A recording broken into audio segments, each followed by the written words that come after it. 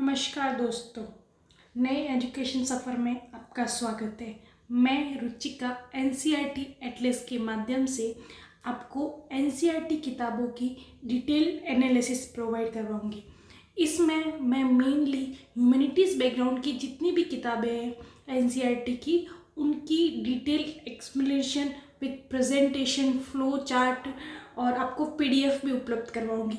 ये चैनल उन सभी विद्यार्थियों के लिए जो स्कूल गोइंग है, उसके साथ साथ यूपीएससी, एसएससी और अन्य किसी भी कंपटीशन एग्ज़ाम की तैयारी करने वाले हर उस बच्चे के लिए उपयोगी है। एनसीईआरटी वर्तमान में सभी कंपटीशन एग्ज़ाम का कोर हो गई है।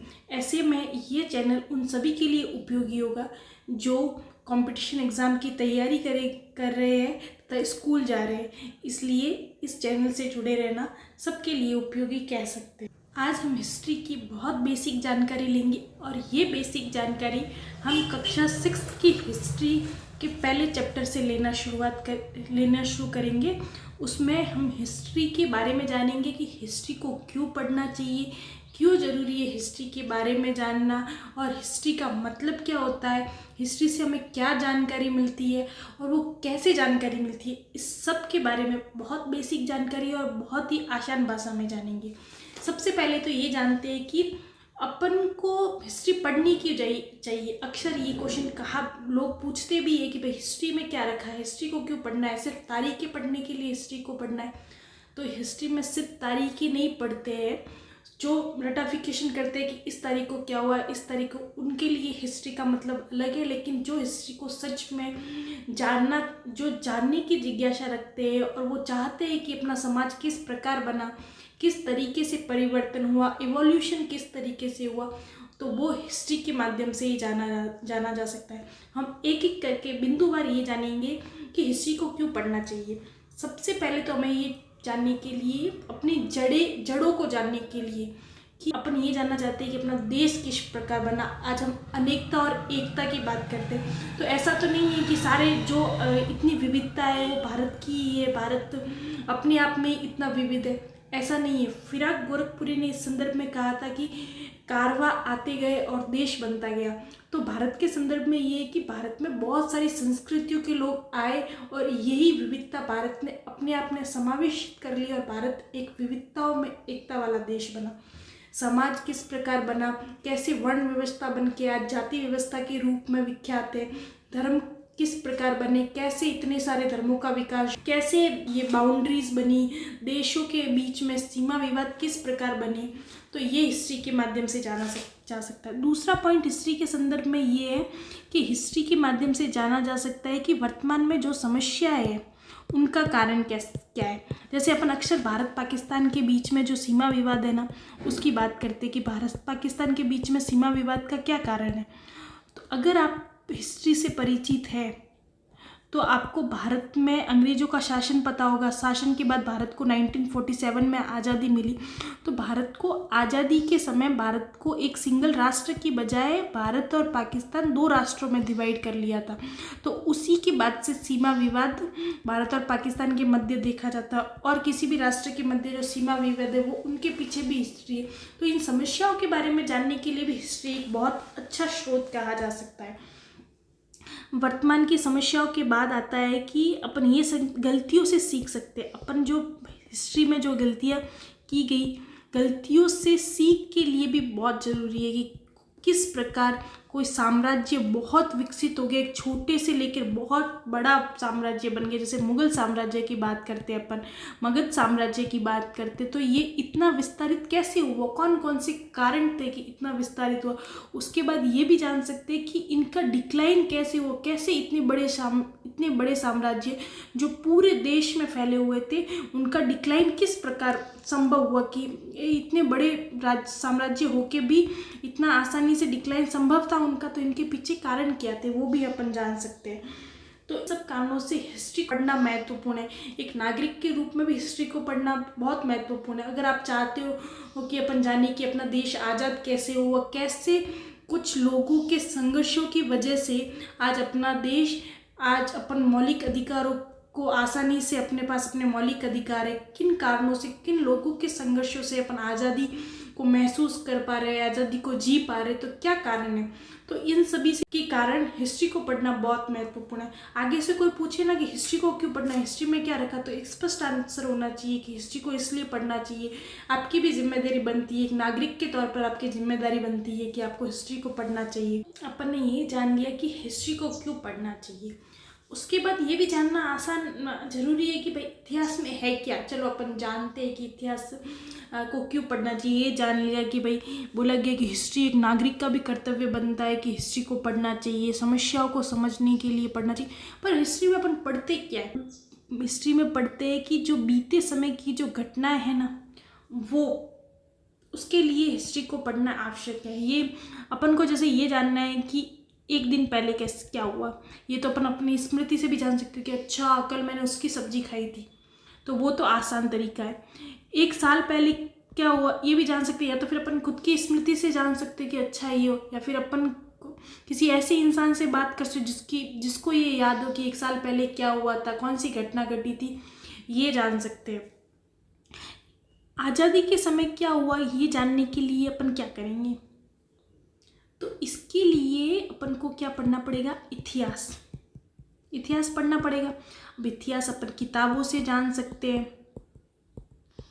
पत्रिकाओं से जान सकते हैं, कोई और सोर्स है। मतलब कि इतिहास इन शॉर्ट कहा जा सकता है कि अपन को जो पीछे की घटनाओं के बारे में जानना हो, ये वर्तमान है, अगर उसके पीछे के बारे में जानना हो तो अपन हिस्ट्री पढ़ेंगे। इसलिए आज नहीं, आज से पहले, मतलब कि उसके जैसे अपना राष्ट्रीय आंदोलन के बारे में जानना है, इंसानों का विकास कैसे हुआ, समाज कैसे बना, वर्ण व्यवस्था किस प्रकार हुई, तो ये सब जानने का कि भाई पीछे क्या हुआ, ये सब जानने का तरीका इतिहास है। और इतिहास में यही जाना जाता है कि कैसे क्या हुआ था, लोग पहले कैसे रहते थे, क्या खाते थे। आज जैसे चाउमीन खा लिया, पिज्ज़ा खा लिया, पहले ये सब नहीं थे। तो पहले वाले लोग जो शिकार करते थे, जंगलों में रहते थे, वो लोग क्या खाते थे, ये एक जिज्ञासा तो होनी चाहिए। एक जिज्ञासु मन तो पढ़ने वाले बच्चे के बीच में होना ही चाहिए।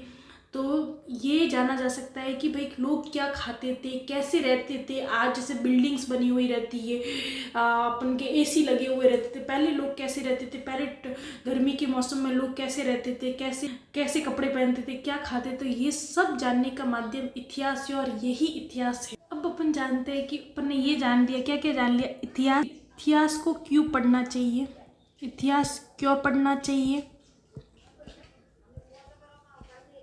इतिहास क्या है। अब अपन जानते हैं कि इतिहास में क्या था, इतिहास में क्या था। अब ये भी जानते हैं क्या था, मतलब अपन ये तो जान लिया कि अब इतिहास क्या, ये ना पुरानी घटना। अब पुरानी घटनाओं के बारे में जानते हैं। पहले अपन का क्वेश्चन यही हो सकता है यार अपन ऐसे बड़ी बड़ी बिल्डिंगों में रहते हैं, ये खाते, पिज़्ज़ा खा लिया, बर्गर खा लिया, पहले के लोग क्या खाते थे? ये क्वेश्चन तो भाई सबसे पहले तो पेट ही दिखता है अपन को कि पहले के लोग क्या खाते थे। तो पहले के लोग सब खेती और पशुपालन पे अत्यधिक निर्भर थे, क्योंकि पहले तकनीक तो इतनी थी नहीं। वो अपने इन्वायरमेंट के ऊपर, जो आसपास का वातावरण था उसके ऊपर निर्भर थे। तो आसपास के वातावरण से अपन को क्या मिल सकता है? शिकारी मिल सकते हैं, जैसे कि कोई जानवर मिल गया तो पहले के लोग जानवर को मार के खा लेते थे, तो वही था उनका। तो पशुपालन का और तो आसपास के इन्वायरमेंट में और क्या किया जा सकता है? पेड़ लगा हुआ, उसके ऊपर कोई फूल फल लगे हुए तो वो खा लिए, तो वो क्या हो गया? फूल फल इकट्ठे करके खाने वाले क्या हो गए? संग्राहक हो गए। उनको क्या बोलेंगे? संग्राहक। जो मतलब कि आसपास के वातावरण से चीज़ों को इकट्ठा करके खाते हैं, उनको संग्राहक बोलते हैं। पशुपालन क्या हुआ? जो आसपास में रहने वाले जो पालतू जानवर होते, पालतू शिकारी जानवर नहीं, पालतू जानवरों को अपने घर में पाल कर उनकी चीज़ों पर अपना जीवन यापन करते। जैसे कि बैड को पाला तो बैड से उनको ऊन मिलती थी, उनसे कपड़ा बना लिया। बैड से दूध मिलता है तो दूध पी लिया। फिर उनको अगर उनकी एक पॉइंट ऑफ, फिर बेच भी देते थे एक पॉइंट ऑफ टाइम के बाद, उनको मार के फिर खा भी लेते थे। तो ये सब उनका जीवन हो गया। खेती भी इन्वायरमेंट के ऊपर उनके लिए, उसके लिए भी बहुत, अब जैसे तकनीक पे आधारित कृषि होगी, लेकिन पहले इतनी तकनीक पे आधारित नहीं थी। तो उसमें क्या है, खेती क्या थी? सिर्फ जोतना उसमें जोतने के लिए उनके पास जो आज अपन हल वगैरह इस्तेमाल करते थे पहले नहीं थे, तो वो और दूसरी तकनीकों को इस्तेमाल करते थे, तो वो थे, तो वो खेती करके और अपना जीवन यापन करते थे। कपड़े बुन धीरे धीरे मतलब कि ये प्रोसेस हुई ना कि पहले शिकारी थे, फिर वो एकत्र करता हुए कि भाई अब उनको पता चल गया कि भाई उनको मार के थोड़ा, क्योंकि रोज रोज शिकार करने जाए इससे तो अच्छा कि अपन उनको मार के इकट्ठा कर, तो वो एकत्र हंटर गैदरर्स हो गए, ठीक है। उसके बाद उन्होंने सोचा कि यार रोज रोज ऐसे जाना और फिर मार कर लाना, तो हमें एक जगह बसना है। तो बसे तो उनको बोला कि भाई बसे तो खाने को तो चाहिए होगा, तो उन्होंने क्या किया कि आसपास में खेती करना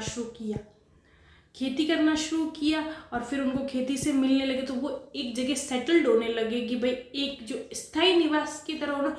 तो स्थायी निवास की जो परंपरा शुरू हुई है ना, वो खेती के बाद से ही शुरू हुई है। खेती के पहले लोग मतलब प्रवासी जीवन जीते थे, एक जगह से दूसरे जगह जाना, और फिर आज भी प्रवासी जीवन उपस्थित है, लेकिन वो इतने बड़े पैमाने पर नहीं होता है। लेकिन पहले ज़माने में जब लोग शिकार के ऊपर ही पूरी तरह निर्भर थे, संग्राह की थे, तो वो अपने वातावरण के अनुसार और परिस्थिति के अनुसार एक जगह से दूसरे जगह घूमते रहते थे। लेकिन जैसे जैसे मानव विकास होने लगा, खेती का विकास होने लगा, लोग स्थायी रूप से बसने लगे, और फिर वो धीरे धीरे जैसे उनको फिर लगा कि भाई अब संग्रह करने के लिए कोई चीज़ चाहिए, तो वो बर्तन बनाने लगे। फिर उन्होंने चाहिए कि भाई अब छाल वाल कितने दिन पहनेंगे, तो उन्होंने भेड़ के ऊपर की वो ऊन उतार के कपड़े बुनना शुरू किया। तो ये एक पूरी प्रक्रिया है, तो यही इतिहास, इसी के माध्यम से इतिहास, अब इसी के माध्यम। अब प्रश्न उठता है कि लोग रहते कहाँ थे।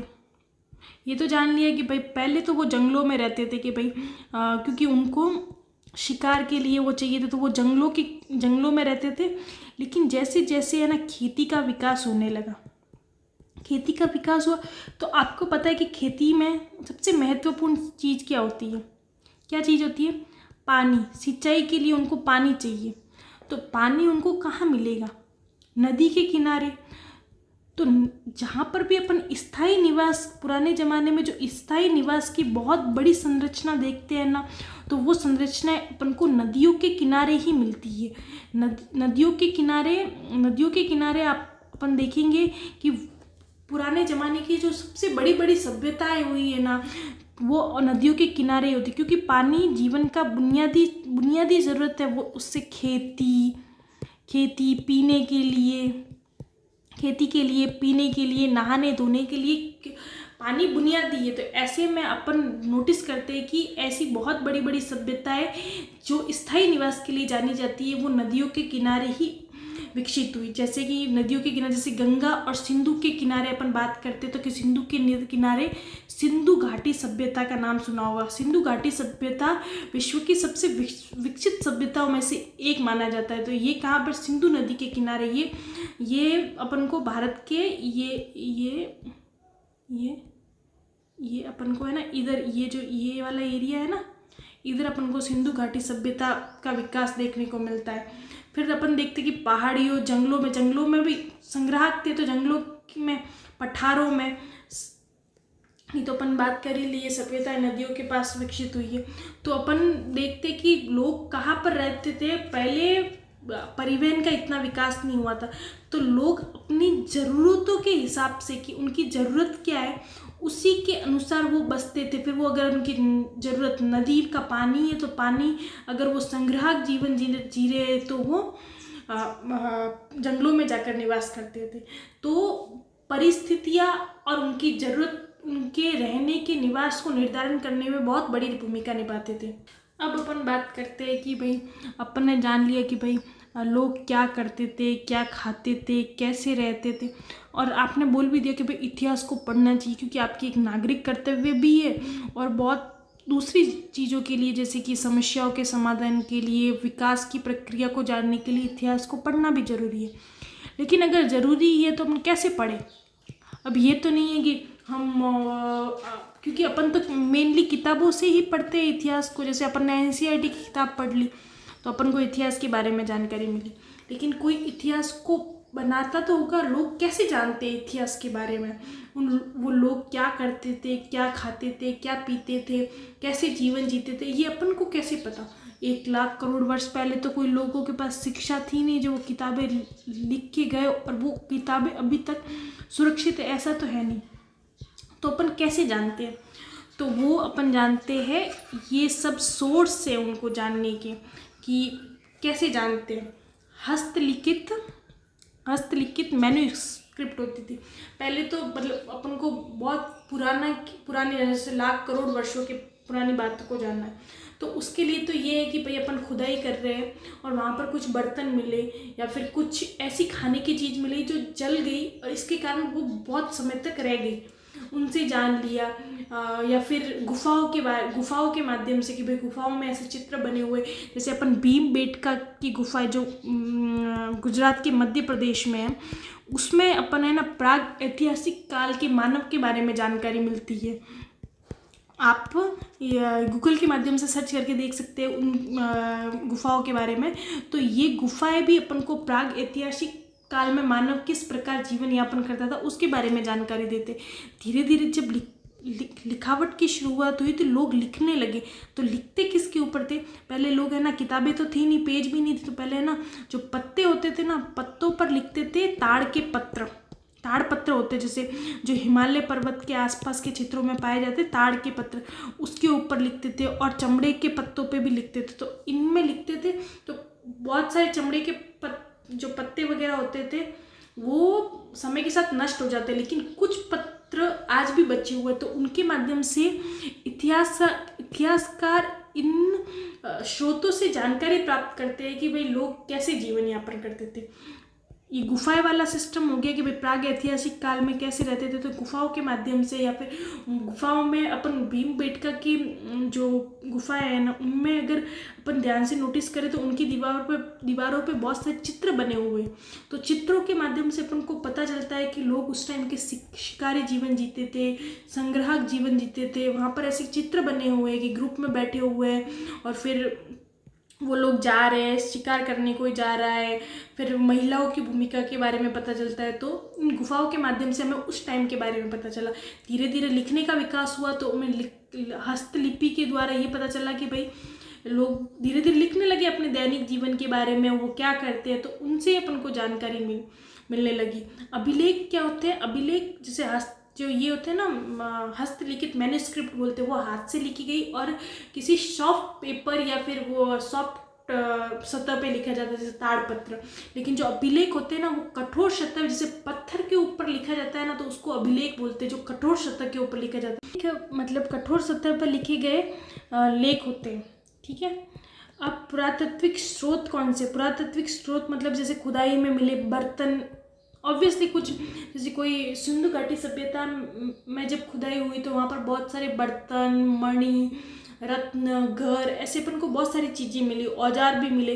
तो हमें उस टाइम के जीवन का एक बहुत अच्छा स्रोत माना जाता है ये पुरातात्विक स्रोत। मैंने कुछ इस चित्र दिए, जैसे कि ये हस्तलिखित मैन्युस्क्रिप्ट है, जो देखो ये ताड़ के पत्र पर ऐसे लिखी गई है, ताड़ के पत्रों पर। ये अभिलेख है, अभिलेख के जो कठोर सतह पर लिखा गया है, तो ये है अभिलेख। अब ये जैसे नालंदा विश्वविद्यालय, वो उससे पता चलता है कि बौद्ध धर्म का कैसे विकास हुआ, कैसे दूसरे देशों के लोग यहाँ पर पढ़ने आते थे। तो यहाँ पर भी कुछ सोर्स मिले, ये सब बर्तन और ताबीज़ और ये सब जो चीज़ें हैं ना, वो ये महल वगैरह से भी अपन को जानकारी मिलती है कि भाई राजाओं का जीवन कैसा था। आम लोगों के जीवन के बारे में जानना तो मुश्किल रहता है, क्योंकि आम लोग अपने जीवन के बारे में इतना लिखते नहीं, क्योंकि एक तो शिक्षित नहीं होते, दूसरे वो गरीब भी होते हैं कि उनके पास ऐसा कोई सोर्स नहीं होता जिनको वो संजो के रख सके। तो उनके बारे में जानकारी मिलना थोड़ा मुश्किल होता है। लेकिन राजा महाराजाओं के बारे में जानकारी मिलना अपेक्षाकृत थोड़ा आसान होता है, क्योंकि वो अपने बारे में लिखना चाहते हैं, खुदवाना चाहते हैं। जैसे अपन को अशोक के बारे में काफ़ी जानकारी मिल सकती है, लेकिन उस समय की जनता का जीवन कैसा था उसके बारे में थोड़ी कम जानकारी मिलती है। उसी प्रकार मौर्य साम्राज्य के बारे में, मुगल साम्राज्य के बारे में अपन को बहुत जानकारी मिलती है, उनके ऊपर ढेरों किताबें लिखी गई है। लेकिन अपन जाके उस समय की जनता के बारे में, आम जनजीवन के बारे में जानना चाहें तो बहुत कम जानकारी मिलती है। उसी प्रकार उसके बाद अपन देखते हैं कि इतिहासकार और पुरातत्वविद। अब इतिहासकार क्या होते हैं? पुरातत्व वेद क्या होते हैं? इतिहासकार वो होते हैं जो पुराने लेख, मतलब कि जैसे वेदों को पढ़ के, वेद एक्चुअली में लिखित नहीं है, उनको चैंट ही किया गया है, लेकिन बाद में उनको लिखा गया है। तो जो लेख होते हैं, जैसे कि रामायण वाल्मीकि द्वारा लिखी गई, या फिर कोई और ग्रंथ हो गया, रामायण हो गई या महाभारत हो गई, या फिर जैसे इंडिका जो मैगस्थनीज द्वारा लिखी गई, मौर्य साम्राज्य का एक यूनान का एक राजदूत जो भारत में आया था, उसने इंडिका लिखी। तो इतिहासकार जो लिखित स्रोतों को पढ़कर अपन इतिहास के बारे में जानकारी निकालते हैं। पुरातत्वविद वो होते हैं जो खुदाई में मिली चीज़ें, जैसे कि सिंधु घाटी सभ्यता की जब खुदाई हुई, तो उन खुदाई के माध्यम से जो इतिहास निकाला गया उनको पुरातत्वविद बोलते हैं। जो खुदाई के माध्यम से जो चीज़ें मिलती है उसके माध्यम से अतीत के बारे में जानकारी देते हैं, उनको पुरातत्वविद बोलते हैं। आपको इतिहास के बारे में थोड़ी बहुत बेसिक जानकारी हो गई है कि भाई इतिहास क्या होता है, इतिहास को क्यों पढ़ना चाहिए, इतिहास में क्या पढ़ा जाता है, इतिहास की जानकारी किसके माध्यम से मिलती है, मतलब कि स्रोत के बारे में आपको जानकारी मिल गई। और वो स्रोत किन के माध्यम से अपन को पता चलते हैं, जैसे इतिहासकार या पुरातत्वविद। ठीक है, अब ये बहुत कन्फ्यूज़न रहता है कि भैया ना कई बार अपन को देखते हैं कि ईसा पूर्व 6ठी शताब्दी में जैन धर्म और बौद्ध धर्म का विकास हुआ। ये मतलब लोग छठी ईसा पूर्व और क्या होता है, ये बहुत कन्फ्यूजिंग होता है कि भाई ईसा पूर्व क्या है। और फिर कई बार लिखा होता है कि जो हर्षवर्धन का काल था वो 6ठी शताब्दी ईस्वी, 7वीं शताब्दी ईस्वी। तो लोगों को ये बहुत कन्फ्यूज़न होता है कि भाई ये सब क्या है, ये समझ के बाहर है, क्योंकि सामान्य जीवन जो नहीं पढ़ा लिखा उनके ईसा पूर्व और इतिहास, क्योंकि अपन सामान्य ऐसे चीज़ों को देख के भाई बहुत पुरानी चीज़, ये तो जान लिया 600 साल पुरानी ऐसे करके बात करें तो, लेकिन बहुत जगह तो ये लिखा होता है कि भाई 600 ईसा पूर्व। बेचारे लोग जो पढ़े लिखे नहीं है उनको तो समझने की मुश्किल है। तो अपन हिस्ट्री की शुरुआत करने जा रहे हैं, तो अपन तो शुरुआत में ही जान लेते हैं कि भाई इसका मतलब क्या होता है। ये टाइम लाइन है, ठीक है, टाइमलाइन, ये इसका मिडिल पॉइंट है। मिडिल पॉइंट में जैसे ईसा मसीह, जिनको ईसाइयों का भगवान माना जाता है, उनका जन्म हुआ 0 ईस्वी समझ के चलो, तो इसके पहले वाला जो काल है ना, उसके लिए यूज़ किया जाता है ईसा पूर्व, मतलब कि BCE। और इसके बाद वाला एरा के लिए इस्तेमाल किया जाता है CE, मतलब ईसा मसीह के जन्म के बाद वाला एरा, ईसा मसीह के जन्म के बाद वाला एरा। और ये ईसा मसीह के जन्म के पूर्व, मतलब कि ये लाइन जो डिवाइड करती है वो ईसा मसीह के जन्म को और उसके पहले वाले टाइम पीरियड को बोलते हैं ईसा मसीह के जन्म के पूर्व, मतलब ईसा पूर्व, और ईसा मसीह के जन्म के बाद वाले काल को ईस्वी बोला जाता है। ठीक है, समझ आया। उसके बाद तो यहाँ पर अपन ने समय की गणना के बारे में भी जानकारी प्राप्त करी, तो अपन को बहुत बेसिक जानकारी इतिहास के बारे में हो गई है। जहाँ पर अपन को कोई इतिहास के बारे में सामान्यतः पूछे तो अपन शायद बहुत अच्छे से थोड़ा बहुत बता सकते हैं। धीरे धीरे अपन इतिहास में भी महारत हासिल कर लेंगे, और बाकी भी जो ह्यूमैनिटीज़ की सब्जेक्ट्स है आप उनके लिए भी इस चैनल से जुड़े रह सकते हैं। ये चैनल आपको बहुत आसानी से PDF के माध्यम से बहुत आसानी से धीरे धीरे समझा सकेगा। और आपको फिर और भी कोई समस्या हो तो इस चैनल में कमेंट सेक्शन में आप लिख लें, मैं इन सभी समस्याओं को सॉल्व करने का प्रयास करूँगी। Thank you so much.